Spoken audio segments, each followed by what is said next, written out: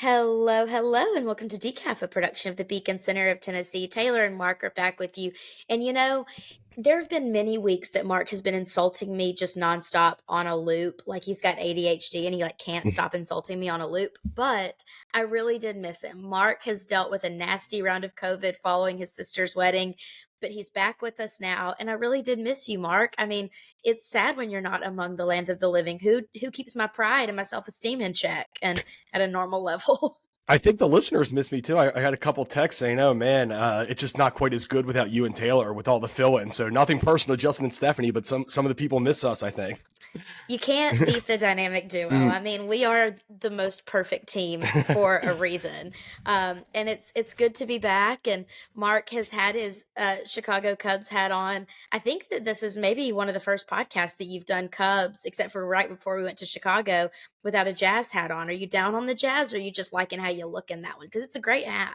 No, I'm excited about the Jazz. No, this was actually the closest thing to my computer, so I just threw it on for the podcast. And it's nice. You don't have to worry about your hair. You don't have to style or anything if you wear a hat. So that's the reason I usually do that, and it's easier to do. But the playoffs are in full swing, so it's exciting. It's baseball related, even if the Cubs aren't in it. It's still cool Uh-huh. to watch. I know. It's fun. I know the Braves had a tough go. Last weekend, we were flying into Detroit to visit friends, and the Braves just lost right as we got there late at night, and it was tough. But Blake's team, the Dodgers, also lost. So as long as we're both miserable, then I feel like that counts for something. And Blake's team was way more embarrassing. They lost to a Diamondbacks team that really shouldn't even make the playoffs. At least the Phillies are good. You lost to a good I know. team. If I was Blake, I'd be embarrassed because that No, Diamondbacks he team was. is not good. He was very cranky after 4 flight delays and reroutes and everything. And then to see that, it was definitely not the best day of his life. And he was unhappy about that. So sorry, Blake, but Dodgers suck. Um, so let's jump into some topics today because we've got some good ones for you guys. Just kind of a spoiler alert for what we're going to talk about later in the podcast. We are getting our poll results back in about 30 minutes. And so if you see Mark and I start twitching, you'll know that we just got the email back with our poll results. And we're so excited to see this one. But that's what we're going to be talking about on next week's podcast on Thursday. We're releasing them on Thursday. We're going to record it early for you guys because Mark's going to be in Knoxville doing some live media appearances to talk about our poll, just to reinforce the fact that we are a statewide think tank. We all live in Nashville except Ron and Jackson, but we are a statewide think tank. We do care about everything that's going on throughout the state. So he'll be live in Knoxville next week talking about the poll results with some of our media friends there. So if you're in Knoxville, you're not going to want to miss that. Tune in on TV, and we'll be posting about it on social media too, so you'll know exactly where to look. But before we get into that, we talk a lot about Tennessee's financial state, specifically Nashville's a lot because Nashville, they're the kings of irresponsible spending. It's just one thing after another, stadium after stadium. Memphis is riding those coattails pretty closely and spending money on stadiums. But as a state as a whole, we're doing pretty all right. A new survey, a new study by Truth in Accounting came out this week that put Tennessee in the top 5 as a sunshine state for state spending. And that really just means that we have a budget surplus per person that is in the top 5. The reason that that's important is we hear a lot of talk about the national debt and how much debt each person has, and that has to be backed up by banks and government and things like that. But Tennessee as a whole actually has a surplus per citizen in their budget. And that's absolutely huge because you look at New Jersey and they are minus $58,000 per person. They were called the sinkhole state by Truth in Accounting. And, I think, and Mark, I want your take on this too, but I think it just goes to show that we're in the top 5, but we're not number 1 yet. We're doing really well, but we can't rest on that. We've got to keep things going strong and make sure that we have policies that are important to keep our financial state the way that it has been for a long time and the way that it is. We got right to work in the state constitution, which is going to draw more businesses. We don't have an income tax, which is going to draw more people. Retirees, people who want to come here. I was at a conference last week and someone said, sure, you don't want to move to my state and work here? And I said, absolutely not. Y'all got an income tax there and I ain't interested, honey. It's just a beautiful state to be, but we can't rest. There's still work to be done until we're number 1. And if you ain't first, you last. Well, first of all, there's clearly no reason to ever live in New Jersey. On top of it being a terrible state, they also have the worst debt. Like I don't understand. I have a bunch of family that lives in New Jersey. I don't get why they want to live there. Mm-mm. They have some weird pride. Like they're happy being from New Jersey. I don't know why they would be, but my whole family, That sounds like they gross. love it. Yeah, but I mean, 53,000 per person they're in debt, while Tennessee is it's almost 10,000 surplus per person. And I think the interesting thing is when you look at the other top 5 states in terms of surplus, a lot of that is oil money. So you look at, Yes. Alaska's 80,000, but like we can't compete with that. North Dakota, They 47,000. also have like 14 people that live in Alaska. So That's right. like Yeah, cool. yeah. Alaska, North Dakota, and Wyoming, all very small populations, all have oil. So like the only one that I think is really a peanuts to peanuts comparison is Utah, which is 12,000, which is close to us. So I mean, I think Tennessee is doing really well. That's such a nice thing because when you know that these financial hard times are going to hit, it's going to hit. We're going to have another recession at some point if it's not happening now. That you need to have that money to take care of the things that government should be doing, roads, schools, public safety, things like that. And you just wonder, like, what's going to happen to states like Illinois, to states like New I know. Jersey, Connecticut, Massachusetts, Hawaii, when things go south, because Hawaii, they're already dog. in debt. I know. I mean, you saw what So happened to Hawaii. bad. They had a natural I know. disaster, and I basically, know. and at some point, even though Tennessee matters to us the most, it's like these other states should matter to us too, because eventually it's going to be the federal government bailing them out, which is our tax Mhm. dollars going there. So, I think that this is a really important thing to say, even though we're critical of Tennessee for some of their policies, and, obviously we're not a perfect state, like you said, and we should always be better. This is a really good thing. And, we should really kind of tip our hat to, you know, the politicians and the governor and the past governors, Republican and Democrat, and legislators who have put us in this financially stable position. So thank you. You all should still be better, but we appreciate the fact that you're so much better than all these other states. Yeah, we'll applaud you today and then ask you to do something else tomorrow because that's just who we are. But today you get our applause. And I totally agree. It really puts a bee in my bonnet when I think about the fact that Tennessee doesn't have a state income tax, but we're doing really, really, really well. The income taxes we pay, a lot of the taxes we pay go to the federal government, our federal taxes. And those federal taxes are going to go to bail out states that are irresponsible and don't have their financial house in order. And that really, like, pardon my French, but that really sucks. Like, that's just not cool that we're paying in a state for states that aren't prioritizing financial health. That makes me really mad. The government does not make money. I was talking to my friend in Michigan, his dad, the other day, and he was like, I've always explained to my children, the government doesn't make money. That's your money. And I'm like, man, when I have kids, I'm going to bring out the whiteboard, draw some diagrams. Like, that ain't their money, honey. I would also note, this is a kind of important thing that you brought up, which I think is a point to mention, is the income tax.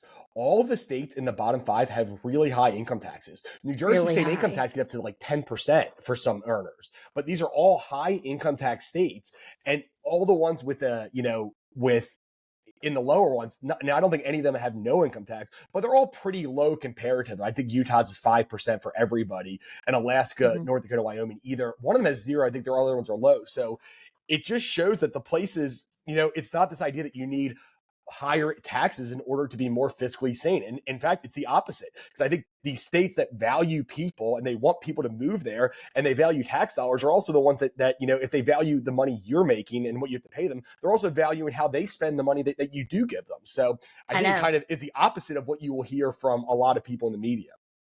I know. Just because people, you'll hear politicians and stuff say, well, we don't have enough revenue. I mean, think about the 34% income tax in Nashville a couple of years ago and the 34% property tax and all the following ones about property taxes. We don't have enough money. We can't do this. We can't do that. It's not about having enough money. It's about where you put your money. Like, I can't just go to Mark after I go on a shopping spree and say, I need more money from Beacon because I don't have enough money. I was irresponsible. And that's not anyone else's job than to except for mine to make it right. And so that's what we have to remember with these states. And when they ask us for a property tax increase, we should demand to know why, convince us why you want to raise our taxes, or else, sorry, the gravy train stops here. We're not doing that anymore. Let's switch gears really dramatically because this is also going to play into where our tax dollars are being spent probably in the next little while.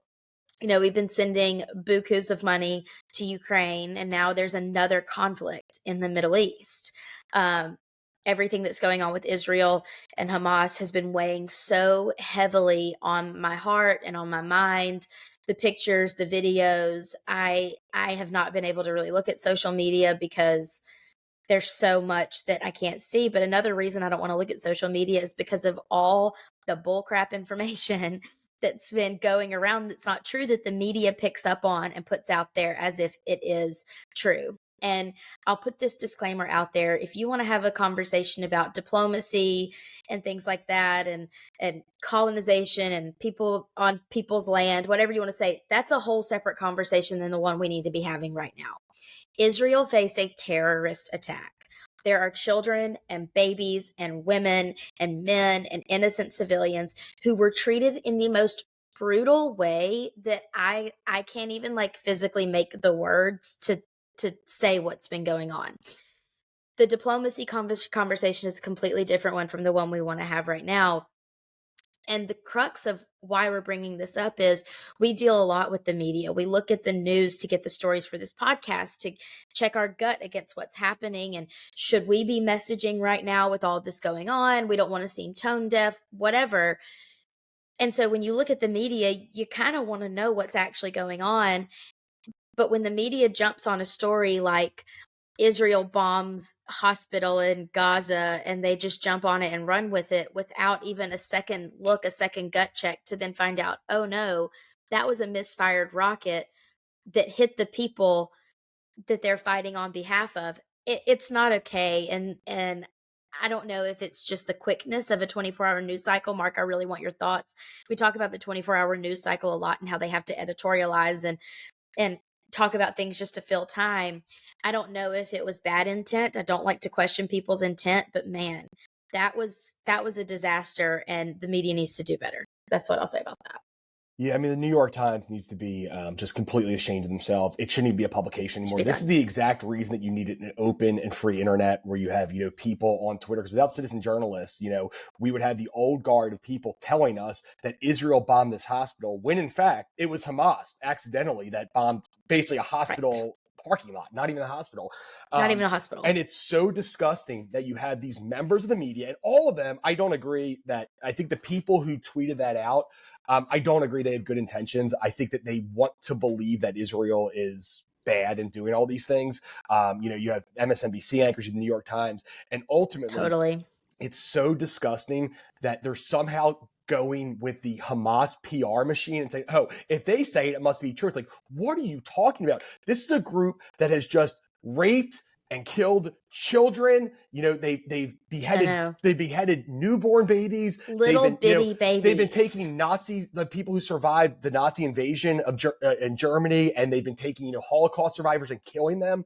And the idea that we would listen to them, and I think this is the biggest issue, where you have the media willing to kind of look at everything Israel says with a fine-tooth comb, because they're saying, oh, I don't know, they said that, which I mean, good. You should be looking at stuff.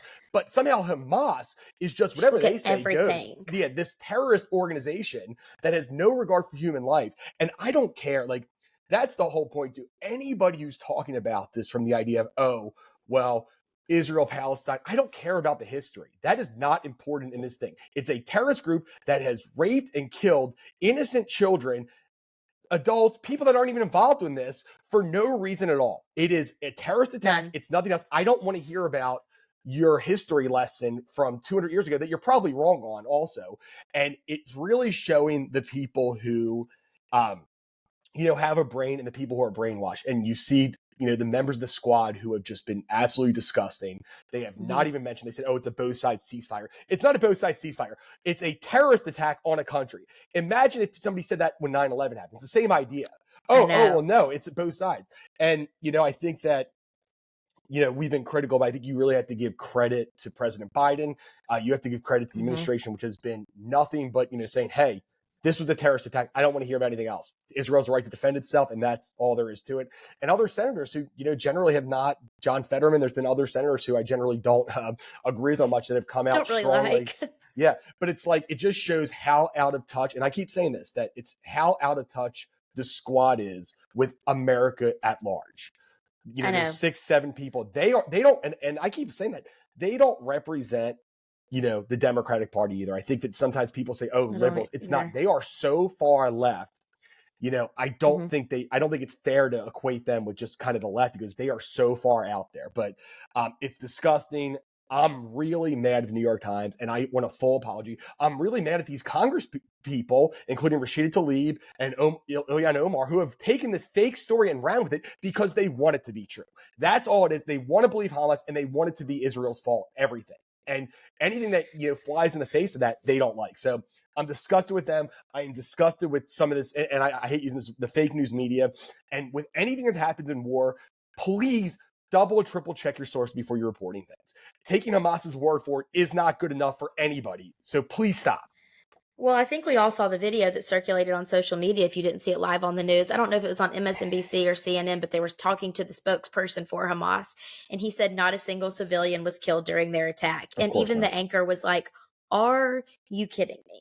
That is so not even true. And listen, this is a very nuanced fight. I took an entire semester class in college about the Israeli-Palestinian conflict. Everything about it is so nuanced. It's been going on since the beginning of time. It's literally a biblical fight between the two groups of people.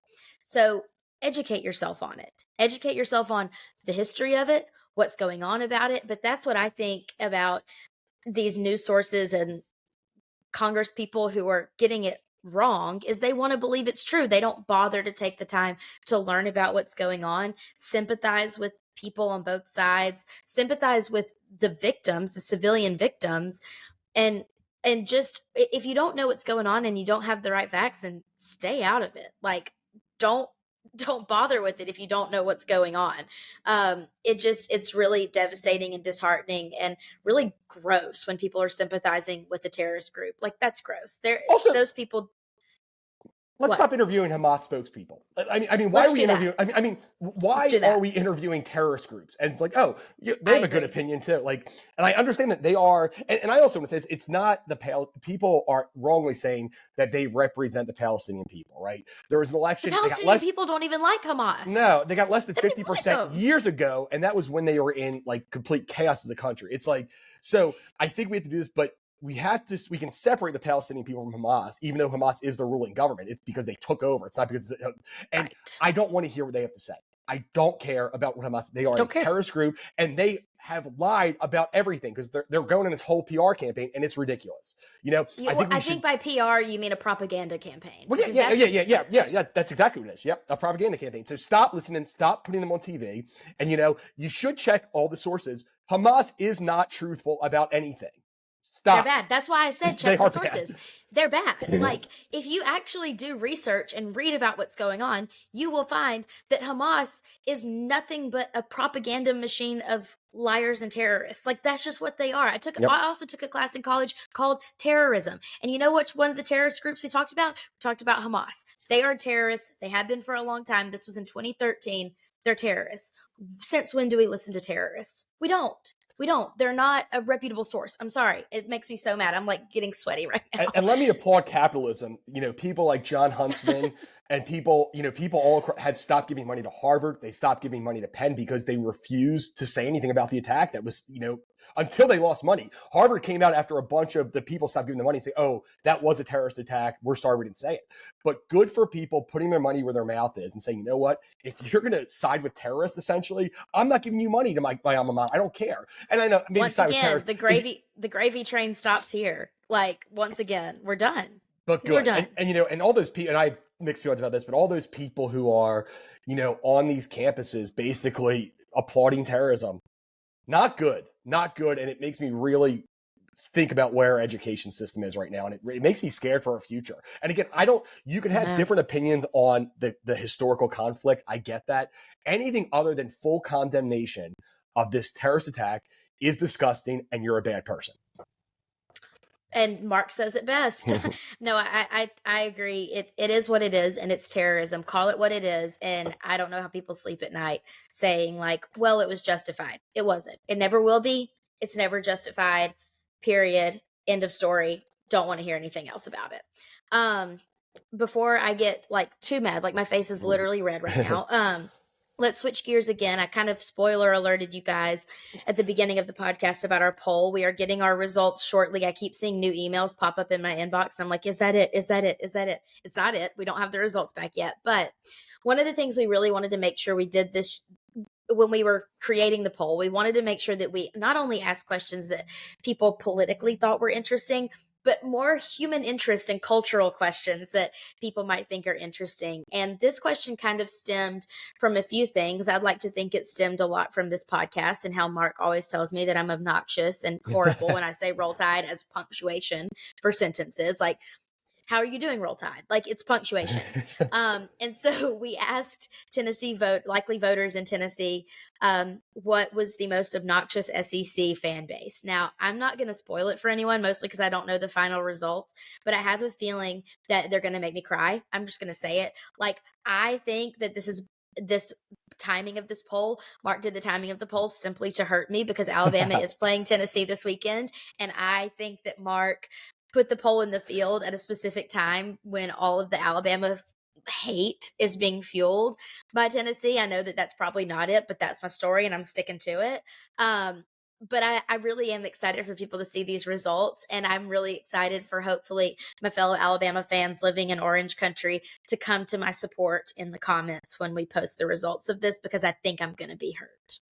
Yeah, let's just say I won't give away any results, but I'm not the only one who finds Alabama fans annoying. I can tell you that according to some of the poll. So it's an interesting poll, and honestly, I wish I thought of it to release for the Alabama game. That was just pure luck that it's going to come out the week after the Alabama game. It was. I know.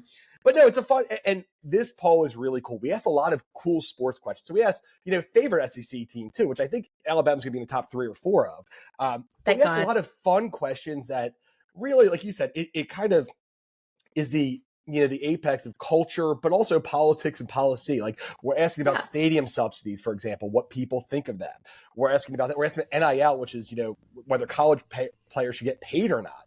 And then, we also have other questions. We have some really, really interesting. I've only seen a couple of the results because we're waiting for the full file from Randy, but some of the election results are, I think, pretty close to shocking. And without giving too much away, there is going to be a potential really big third-party spoiler in the presidential election, potentially. And an interesting twist in the Senate race that I don't think a lot of us saw coming. I might have saw coming a little bit, but not to the extent that we've seen it. So I didn't see it coming at all. To piggyback on what Mark said, we're going to talk about this fully in depth next week. I didn't see it coming at all, but the more I think about it, I've got takes on it, and we're going to talk about it because there are some things that maybe make sense in it that we can unpack, and I'll share all of my theories next week. But it might shock you, but then the more you think about it and ruminate on it, it might make a little sense. But we're just excited to share this poll with you. Yeah. I loved the last poll because I am an education girl. I'm an education voter. But this poll, we're going to be talking about healthcare and sports and all kinds of really interesting things that I'm really excited for people to see and read about, because this is a really good one.